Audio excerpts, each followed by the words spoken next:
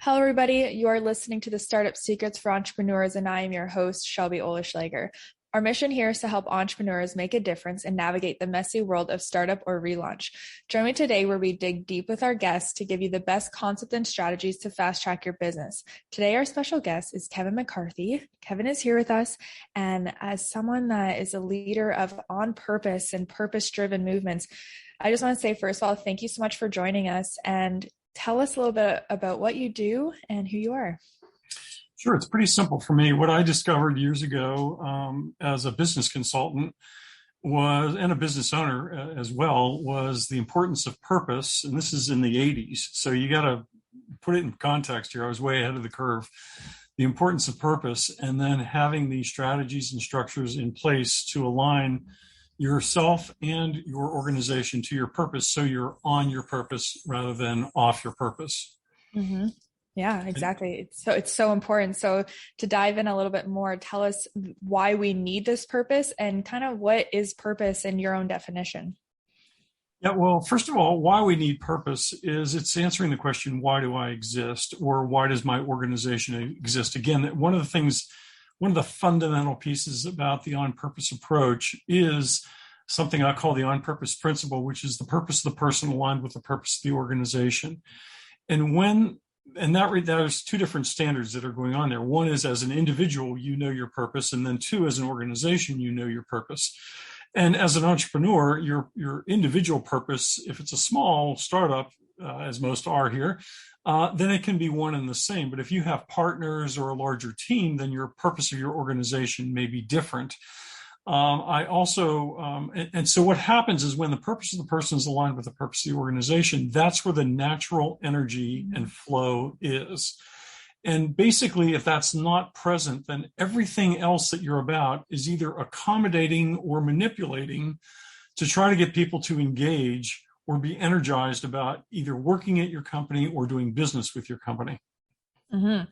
So with that, how is there ways that we can align our personal purpose with the purpose of a company? Well, yeah, I mean, basically it's by articulating the two and then stating why is it meaningful. Now, along with your purpose, I'm also an advocate of having a statement of your purpose, a two-word purpose statement, a statement of vision. So why am I here? Vision is, where are we going? Missions, hands and feet, are how do we get there? Mm-hmm. And then values are in your throat and your gut, and they are about what's important to us in terms of our behaviors, our culture, and so on and so forth. So when your heart, your head, and your hands are aligned within your throat and your gut, or in other words, your purpose, vision, mission, and values are aligned within your values, you're on your purpose. So it's a high standard, and it seems like a lot of work. It actually isn't that hard, but it seems like a lot of work because it's deep thinking. Mm-hmm. And most of us sort of get tired. It is tiring to the brain. It kind of chews up those brain calories to do that sort of deep thinking. But once you have it in place, now you have a solid base, a solid foundation to your business where you know who you are, why you're here, where you want to go, how you want to get there, what's important along the way. And you have a stronger sense, or even maybe a deep understanding of what's right and what's wrong for your organization. So as you're moving forward, making decisions, whether they be big decisions or little decisions, you're making them aligned with your purpose. So therefore, you're on your purpose rather than off your purpose. Mm-hmm. Yeah, that makes a lot of sense. So I'm curious, just the backstory. You found this out in the 80s of the importance of this. What was that beginning journey for you of starting to share your message and starting to share the importance of this? Because I feel back then, maybe it was a missed concept that wasn't discussed very often. So how were you able to show up in that way and bring forth this message? Yeah, well, I mean, all great things come out of adversity. So in my case, I went to, well, you don't know, but anyway, I went to have an undergraduate degree in business. Well, I've always been an entrepreneur. Let me just say that. Since I was 9, I was selling candy on the bus. When I was 12, I was teaching tennis, and I had adults that were taking lessons from me. I've just always had something going on in the business realm, because first, I love what business is and how I think it's one of the most underrated creative places there is, because you can take an idea and you can give birth to it and you can see it impact people's lives. And that to me is just an amazingly creative thing, no different than an artist making a painting or me as an author writing a book and creating, a book. But so I go back to this long entrepreneurial background. Then I honed it by getting an undergraduate degree in business and economics with a major in finance. Then I worked for a few years, went back to graduate business school because I realized there was a lot I didn't learn as an undergraduate. After a few years working, went back to the Darden School, which is at the University of Virginia, got an MBA because I really wanted to understand the business concepts. So what happened is I'm sort of a natural entrepreneur, now classically trained, if you will. And then I start off in my career in commercial real estate. And eventually I worked for a company for all of 12 months. I just was too entrepreneurial, started up a business that was a greeting card company, the first ever business-related greeting cards, if you can imagine that. It was called Corporate Cackle. So anyway, fast forward, that business really struggles, and it's really a difficult business to make happen. But I kept my hand in real estate, and my commercial real estate business began to take off. I was doing brokerage along the way. I came across a business partner. We started a company. And 5 years into it, now again, this is the mid 80s, we have about 20 some million dollars worth of projects under development. So in today's terms, that'd probably be $50 to $60 million worth of projects underway, shopping centers, industrial parks, and so on and so forth. And then my partner, who was 15 years older, started to drink.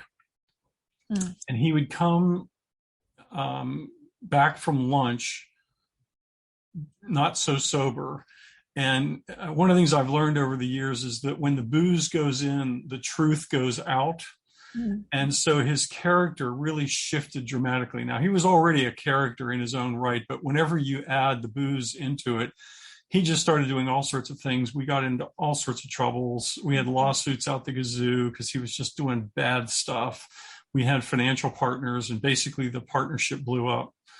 So I basically decided that I needed to walk away from the partnership. I met with our partners, and I decided I was going to start something new. And at that point, it was going to be a real estate advisor to mid-market companies. That's what I knew. And what I discovered in the process in working with these mid-market companies, mostly business owners, entrepreneurs, was that they didn't have good real estate plans because they didn't have good business plans. So I migrated into doing business plan. Then I found out their businesses weren't really fulfilling their life. They were just jobs, well-paid jobs, but there wasn't the fulfillment level. So I began to migrate into what today we would be calling life coaching. Again, this is in the 80s.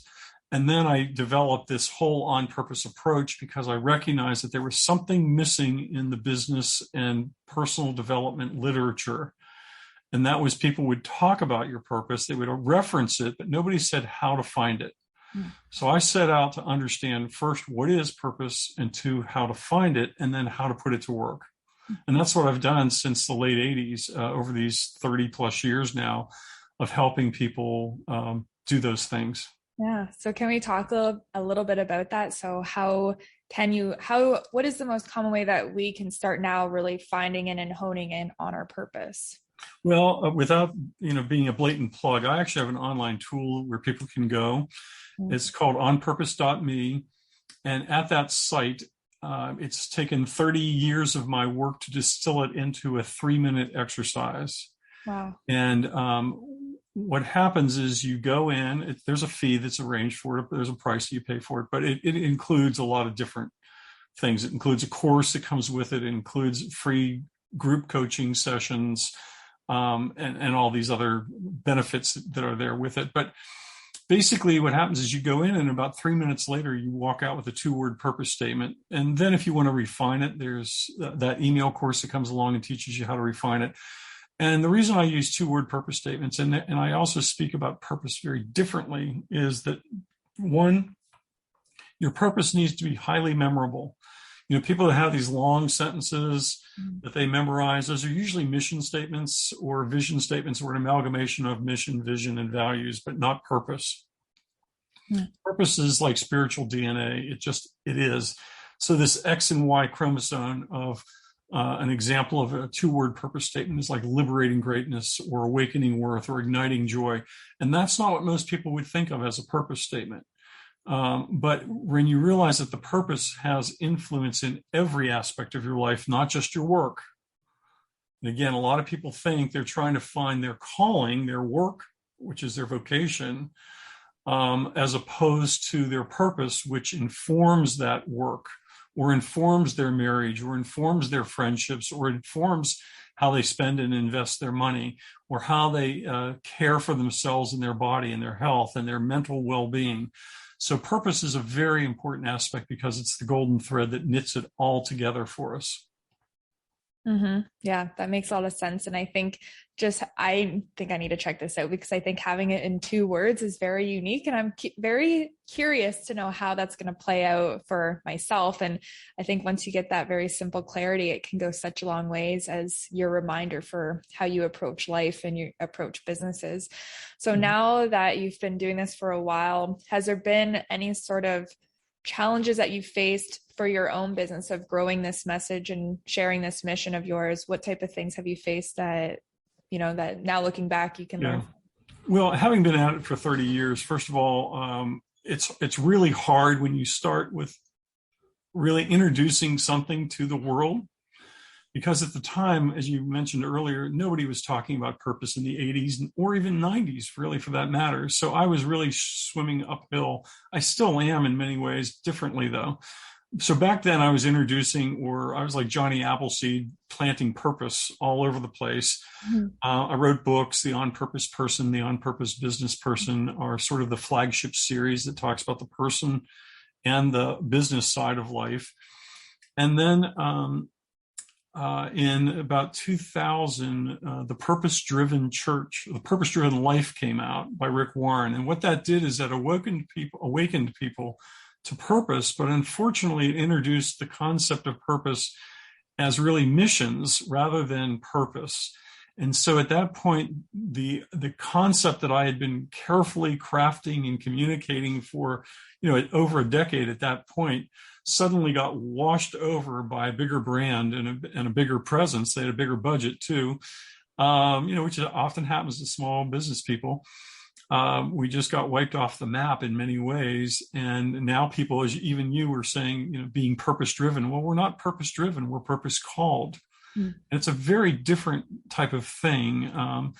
In that regard, if you're forced to do something and your purpose doesn't force you, it is a response. You are answering a call, if you will. And so it's like I said, it's your spiritual DNA. So it's there. It's not driving you. You then get to choose. You have the choice to respond to it or not. And so now the biggest challenge I have is frankly helping people understand they're not purpose driven, but they're purpose called. And the other thing that's interesting is most people, if you think about it as sort of 3 ways, there's the before purpose, there's purpose, and then there's after purpose. What happens is the vast majority of people are seeking purpose. But if they're seeking the wrong thing, then they're going to be off their purpose. So they're still in their before purpose state. When they get their 2-word purpose, now the challenge is like, oh my gosh, that makes a lot of sense. Suddenly it's like the tumblers in the lock have fallen into place. The door to your life is opened up in a whole new horizon. And there's 2 things that happen. Either people charge boldly into it or they retreat back into their old ways because it's too scary, because it looks like they're going to have to renegotiate their entire life. In fact, it doesn't. It redeems all the craziness in the past, and it then gives you solid ground to build into the future.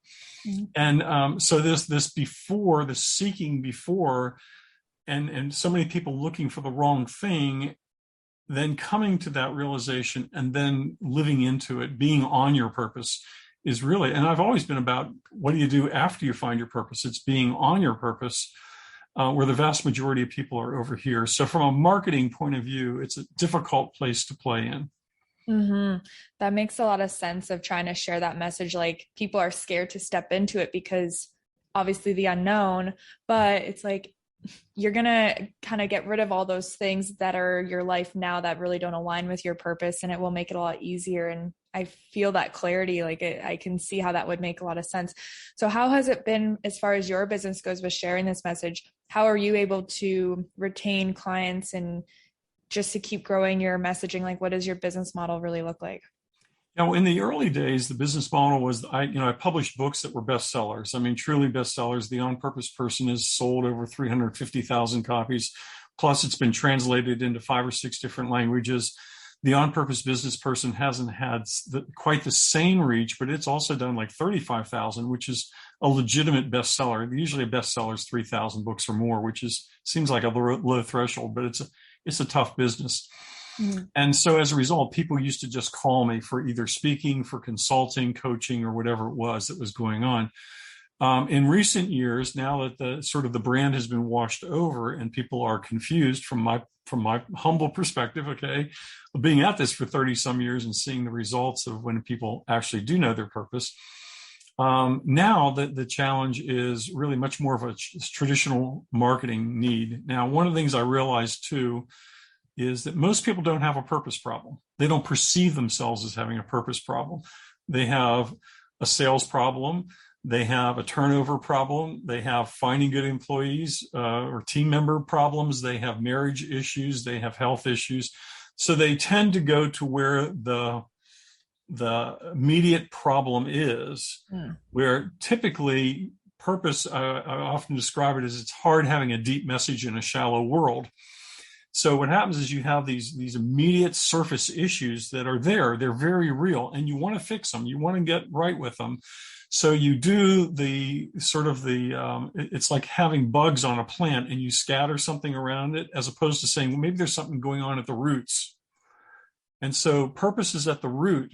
And what's the beauty of purpose is if people will invest a little bit of time at the root of their life or their organization, what they'll see is a bunch of other things are going to get fixed.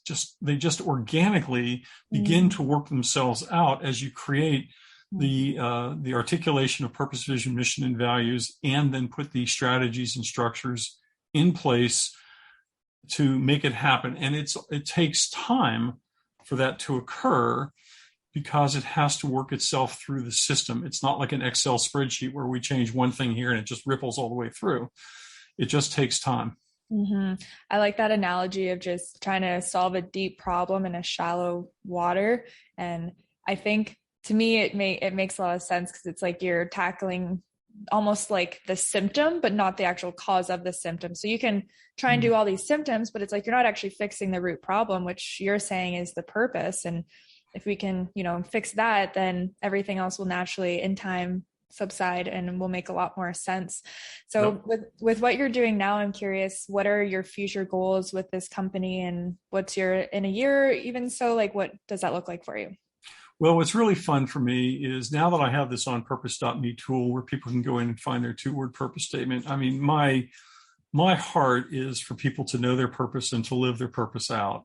So the idea here is we're actively promoting that tool. I look at it and say, why can we not have 1 million people go through that tool, and then 10 million, and then 100 million, and 1 billion? It's that sort of thinking. Now, to do that, we have to have the technologies in place, the team in place, the surrounding support services and everything that are there. But we're very, very clear that it's what I call the on-purpose planet, where every person knows their purpose and they're working or living in an on-purpose organization, whether that be a marriage or a business or a church or a hospital or a school, whatever their organization may look like.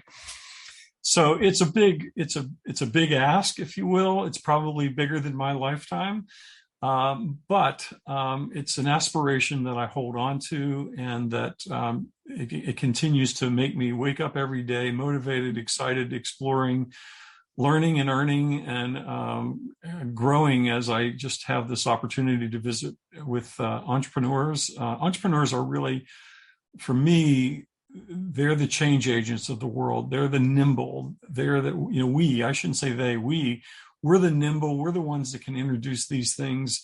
And yeah, big brands are going to come along. And right now I see, it's like I look out and I see big consulting firms like McKinsey and Gallup and Deloitte and all these people are now talking about purpose, something that I've been doing for 30 years. You're now starting to see them describe it, and they're so close, but they're still off the mark. And that's sort of heartbreaking for me. So I wake up every day trying to say, how do I help people understand that? Whether I get the credit or not isn't the issue, but how do I help people get the depth of what it is they're messing with? For instance, Shelby, one of the things I like to tell people when we're doing one-on-one coaching on personal purpose is when we talk about your purpose, it's one of the most intimate things you'll ever do and still keep your clothes on. I mean, it's really that there's a love, a bond, an intimacy that is so special whenever somebody's willing to talk about their purpose and is vulnerable enough to share their frustrations, their dreams, their goals, what it means, and how do I bring this to, and they begin to look backward and say, oh my gosh, I've been off purpose here, but I was on purpose there. It's somewhat therapeutic. And in fact, we've even had people that have gone through dramatic inner healings as a result of seeing and understanding their two-word purpose. No kidding. I can see how that would be very a vulnerable experience, and you really have to get so honest with yourself and your past and your future and really try to align your life with that purpose. It is super powerful. So are you doing a lot of like one-on-one? How are you trying to, like you said, you want to grow this message and get it on purpose world. So what are the things like that you really find are helping to share that message? Well, one of our strategies we are working with is we're training life coaches and business consultants to use this tool so that other people so that we have a voluntary staff, if you will, a voluntary team of independent contractors who are going out and taking it. It's almost like a mini franchise that they can go ahead and take a lot of the materials that I've developed over the years and begin to build those out. That's one of our strategies that we're working on currently. I'm getting out and doing more speaking. During COVID, it was hard to go out and do speaking. I've been a professional speaker since 1993. And so I'm now looking at doing more speaking engagements in order to get the word out. Continuing to promote the books. And actually I have a new book that's called Tough Shift. You have to say it slowly. Yeah. But the idea is that what I recognize with the Tough Shift book is that most people's when they're in the midst of difficulty or adversity is when they are more likely to do their inner work. So if I can meet people in their tough shift, because as I said earlier, most people don't have a purpose problem. They have an immediate divorce they're facing or a bankruptcy or, in terms of these two extremes. And now they're looking for, how do I get through this? And invariably it comes back to, well, who am I and why am I here? And so we're trying to meet people at their point of need with the tough shift message. And so that's really something that I'm taking out into the marketplace in a big way right now. I like it. So for people listening that want to learn more, hear from you, and maybe work with you, buy your books, where can they find you? Well, the onpurpose.com is actually our main website. And then if they want to get the two-word purpose tool, one of the nice things about that is once you buy the tool, that's at onpurpose.me, you'll get notifications about something we call Refine Your Purpose, where anybody who's used the tool can come on and ask, typically it's me, any question about their purpose, about their life, or whatever it is. So it's sort of a 5 to 6 minute, maybe personal coaching with a group around it. And the reason I do that is I want the people learn, if somebody's willing to come forward and share what's going on, or, hey, my two-word purpose statement's awakening worth, but it doesn't feel just right. And then I'll work with them on refining their two-word purpose statement to maybe move it from an 8 to a 10 or a 9, whatever it may be on a scale of 10. And by the way, one of the nice parts about the tool that we found is that 82% of the people that take the tool rate their two-word purpose an 8 out of 10 or higher. Wow. So it's extraordinarily accurate. It's extraordinarily fast, but it's also accurate. But again, it's 30 years of my work distilled into a 3-minute exercise. So it looks simple. It's almost like one of those Cosmopolitan magazine things, that it's so simple looking that people can blow it off. And that always breaks my heart, because I'll talk to somebody and they say, yeah, I used your tool. It was great. I go, what's your 2-word purpose statement? And they go, gee, I don't remember. It was, and I'm going, gee, they lost, they missed, they underappreciated what they had.